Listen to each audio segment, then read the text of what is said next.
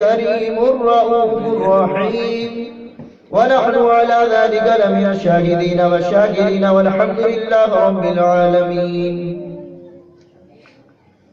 آئیے ہم اور آپ عرض و معروض کرنے سے پہلے اہل سنت والجماعت کے اصول کے مطابق آقا نامدار مدینے کے تاجدار دونوں عالم کے مالک و مختار ہم غلاموں کے سرور و یاور شفیع حوض کوثر نبی آخر الزمان خاتم پیغمبراں احمد مجتبی محمد مصطفیٰ صلی اللہ تعالی علیہ وسلم کی بارگاہ عالیہ و قدسیہ میں درود و سلام کا نذرانی عقیدت پیش کیجیے. پڑھیے بابا سے بلند اللہم صلی علی سیدنا شفیعنا نبینا مولانا محمد وبارک وسلم صلاۃ و سلام علیک یا رسول اللہ صلی اللہ تعالی علیہ وسلم. ایک گزارش ہے میری، یہ جو چھوٹے چھوٹے بچے ہیں یہ پروگرام ان کے لیے نہیں رکھا گیا ہے، یہ پروگرام قوم کے باشعور نوجوان اور بزرگان کے لیے رکھا گیا ہے. یہ بچے جو ہے سامنے بیٹھ کر باتیں کر رہے ہیں، تھوڑا اگر آپ سسٹم چینج کر دیں تو بہت اچھا لگے گا.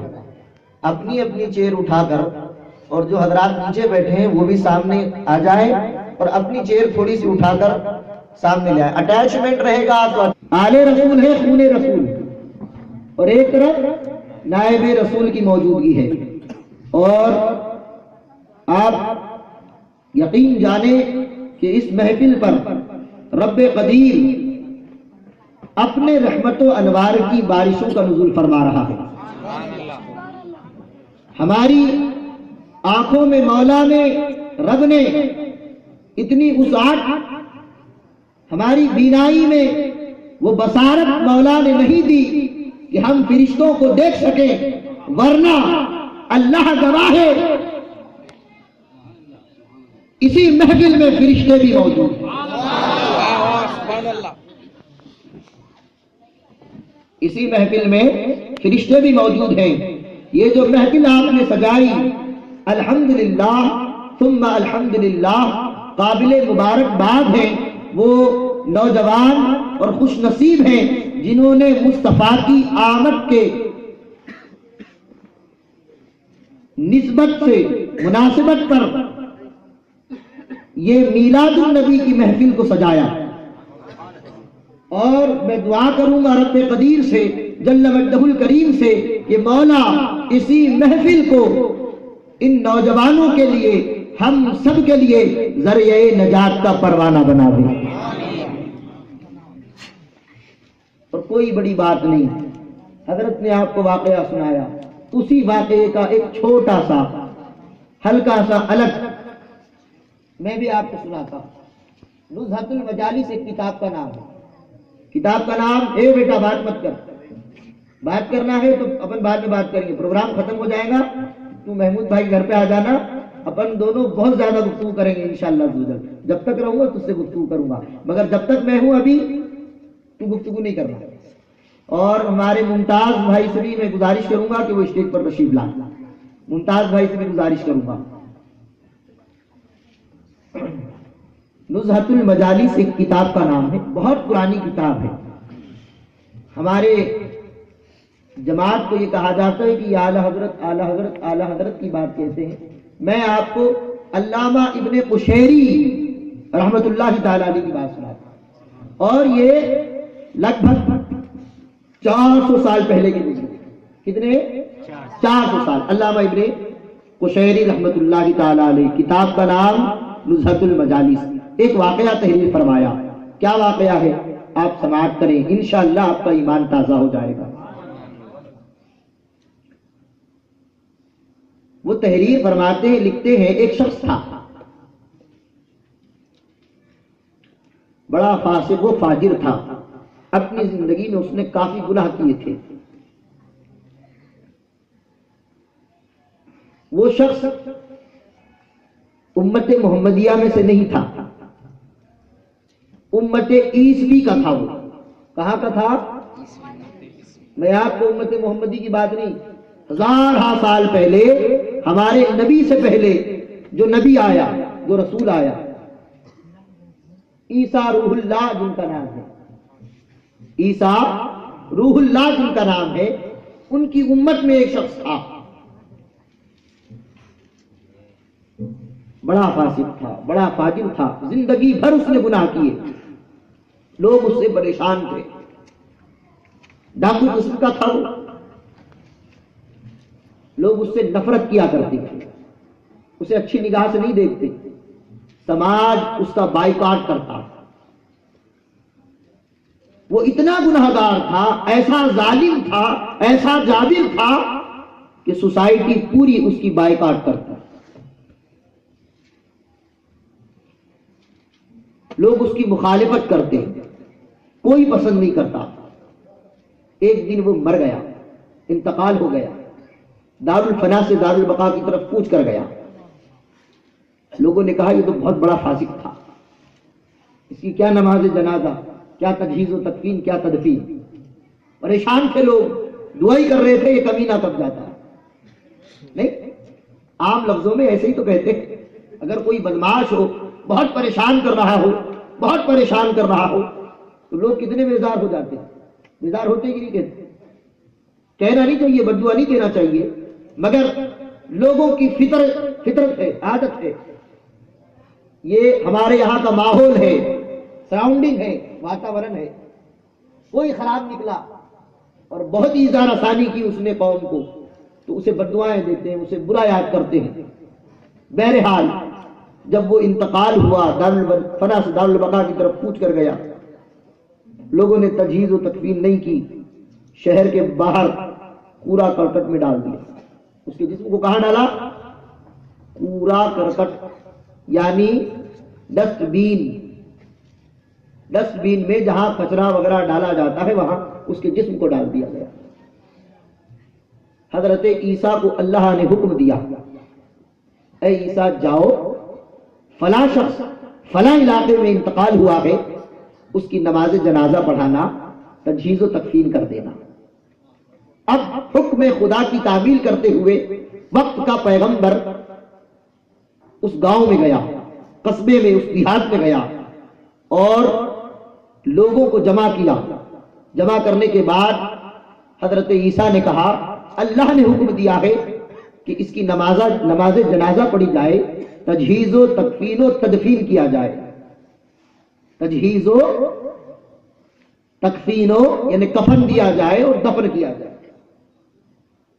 لوگ متعجب ہوئے، حیران ہوئے کہ وقت کا پیغمبر کون؟ وقت کا جلیل القدر پیغمبر، خدا کا برگزیدہ بندہ، ایک فاسق و فاجر کی نماز جنازہ پڑھانے کے لیے آیا۔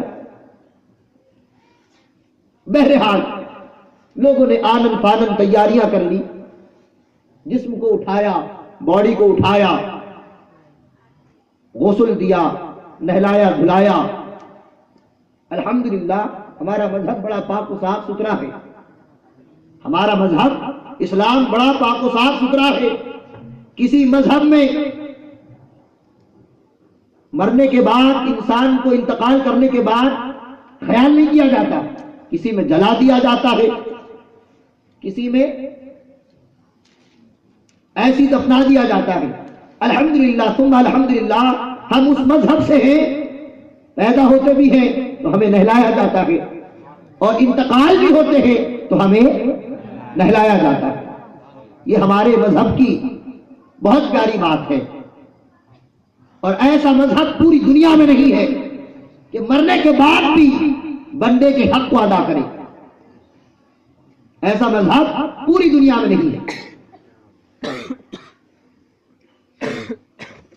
نہلایا گیا، نماز جنازہ پڑھائی گئی، تدفین کر دیا گیا۔ لوگ حیران ہیں، متعجب ہیں، تعجب میں پڑ گئے ہیں، اچنبے ہو چکے ہیں کہ معاملہ کیا ہے۔ یہ زندگی بھر فسق و فجور کرتا رہا، یہ ظالم تھا، جابر تھا، ایسا کون سا عمل ایسا تھا، ایسا ایسی کون سی اس کی نیکی خدا کو پسند آ گئی کہ وقت کا جلیل القدر پیغمبر اس کی نماز جنازہ پڑھا رہا ہے. اور میں آپ کو یہ بھی بات بتا دوں، لکھ کر لے جائیں آپ، جس کی نماز جنازہ پیغمبر پڑھا دے، خدا کی قسم وہ جہنمی نہیں ہو سکتا.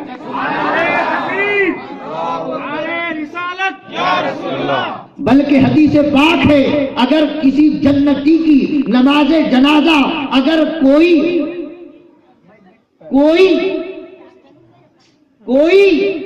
جہنمی بھی ادا کر لے تو جنتی کے صدقے اللہ رب العزت اسے بھی جنتی کر لیتا ہے.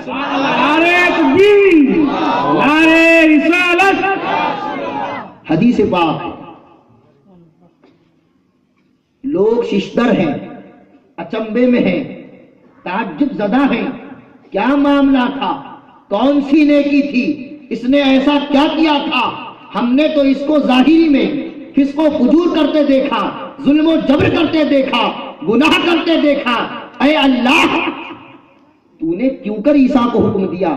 اب اس کا راز عیسیٰ ہی بتائیں گے.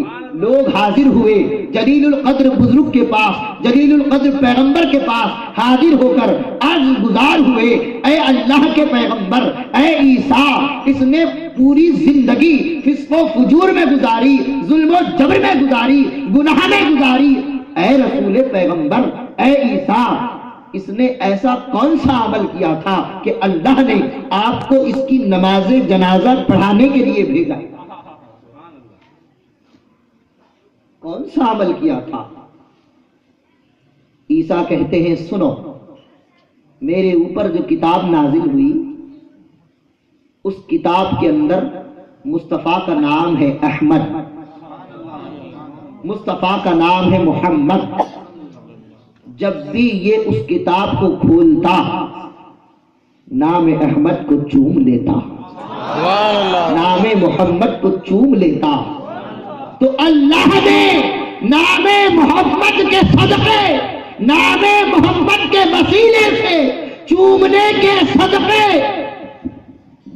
جس نے اس کی نماز جنازہ پڑھی اس کو تو بخشا، جس نے اس کی نماز جنازہ پڑھی اس کو بھی بخش دیا. اس کو تو مصطفیٰ کے نام سے، مصطفیٰ کے نام کو چومنے کی برکت یہ حاصل ہوئی کہ یہ جنتی ہو گیا، مگر اس کی نماز جنازہ جس نے پڑھی وہ بھی جنتی ہو گیا. اے ظہیر آباد کے مسلمانوں، سنو تم کتنے خوش نصیب ہو، وہ نام محمد لے کر ایسا جنتی بن گیا. آپ تو نام محمد کے صدقے میراث سجا رہے ہیں. آپ تو سنی تو مسلمان تو عاشق کا عالم یہ ہوتا ہے، جب بھی نام محمد آ جاتا ہے ہاتھ اٹھ جاتے ہیں اور اللہ اکبر لبوں کو چوم کر آنکھوں پر رکھ لیتا ہے. ہاں چومتا ہوں نام محمد کو، نام محمد پہ انگوٹھا، اور مانتا ہوں عرش کو زینے طیبہ.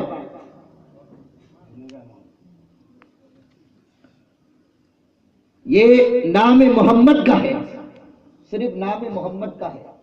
اور جو زندگی بھر مصطفیٰ کے عشق میں گزار دے، جو زندگی بھر مصطفیٰ کے نام کو چومتا رہے. اور وہ امت عیسوی کی بات کر رہا ہوں، امت عیسوی کی بات کر رہا ہوں. امت محمدیہ کا تو عالم ہی الگ ہے.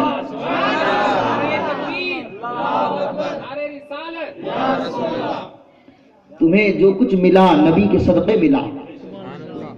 میں تمہیں بتا دوں نبی کا صدقہ ہے، تم ساری امتوں میں بہترین امت ہو.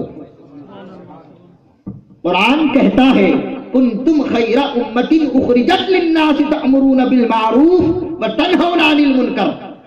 تم بہترین امت ہو کہ لوگوں کو اچھائیوں کی طرف بلاتے ہو، برائیوں سے روکتے ہو.